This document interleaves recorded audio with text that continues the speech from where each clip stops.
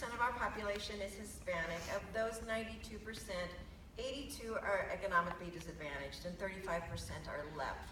So down at the tip of Texas, many of our children come from a very small community called Laguna Heights.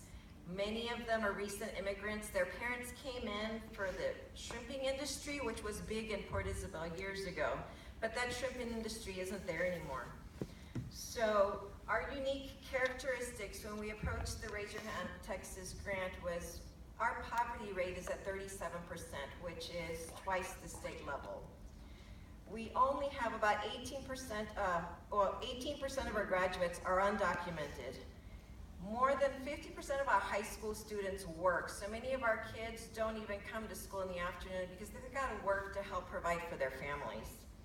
And because our shrimping industry went from 80% to 20% in 2012, we noticed that many of our kids' parents didn't have the mindset to help the kids think about going to college. So our kids come to school thinking that they're going to have the same success that their parents had during the shrimping industry. That isn't there anymore.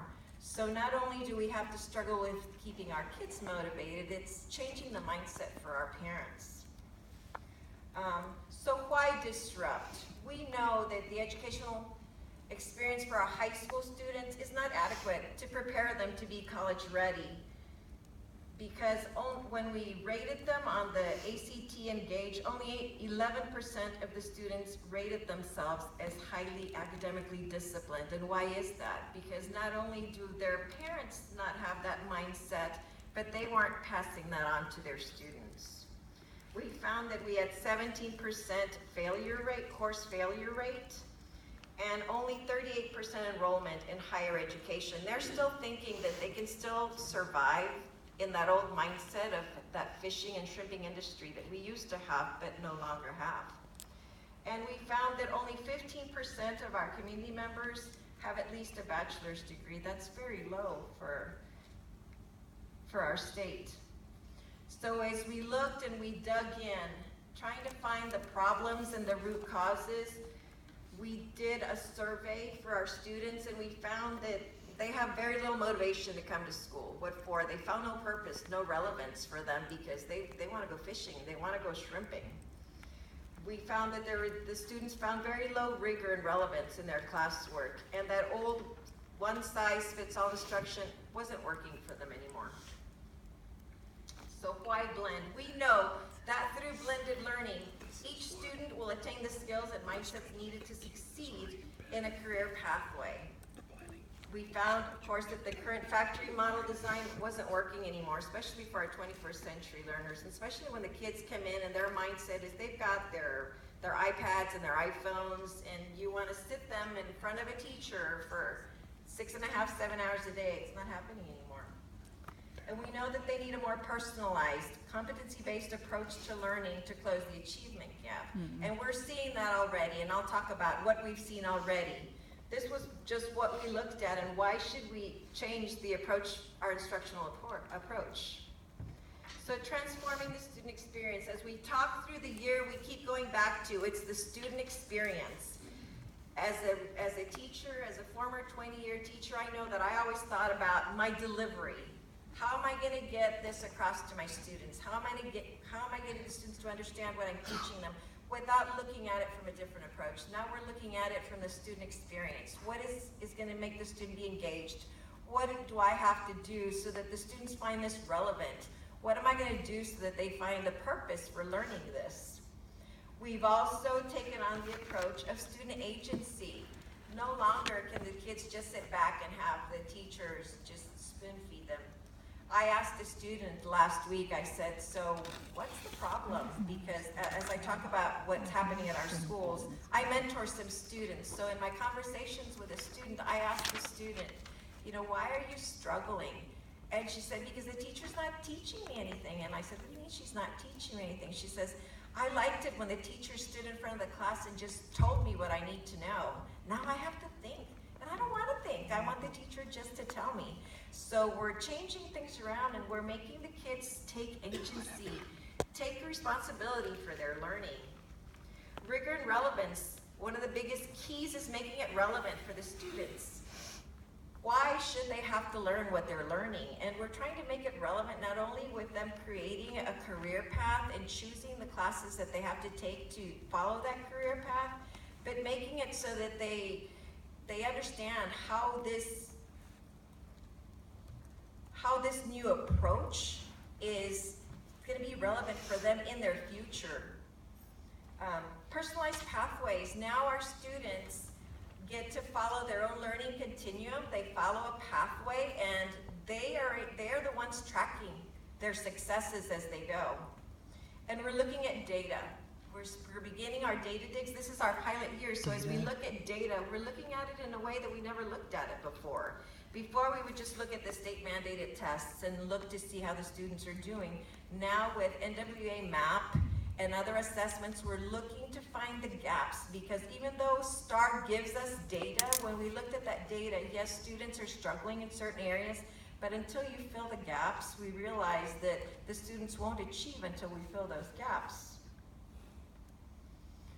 What is blended learning? As we approach this new style of learning, getting the teachers to understand this was the hardest part, because the teachers are so used to direct teach, and when you tell them that you want to give the children the opportunity to have some control over their learning, that they can learn at home, they can learn at school, that they can follow their own path at their own pace. That's been our greatest struggle, with getting the teachers to understand that when the students take over and the students take charge, they will be more successful, and the teacher has to let go a little bit. We have 4 models that we're piloting in Port Isabel right now. At the elementary levels, we have station rotation. We have 2 pilot classrooms. We have a 3rd grade bilingual classroom, and we have a 4th grade bilingual classroom. And the model that we're working there is the station rotation model, because within those classrooms, we have recent immigrants. So we have 5 to 6 students in each of those classrooms that are only being instructed in Spanish. So the station rotation fits perfectly. What that means is that the teacher teaches within stations.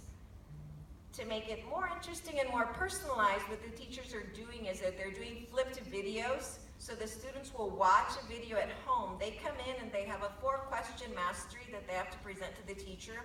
They show it to the teacher. If they're successful, then the teacher will let them go to specific stations. If they're not successful, the teacher pulls that group to her.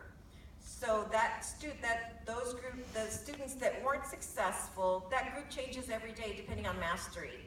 If they're successful, her other stations are Think Through Math, she has Reflex Math, and she's got a gaming station, station with a game that's related to the skill.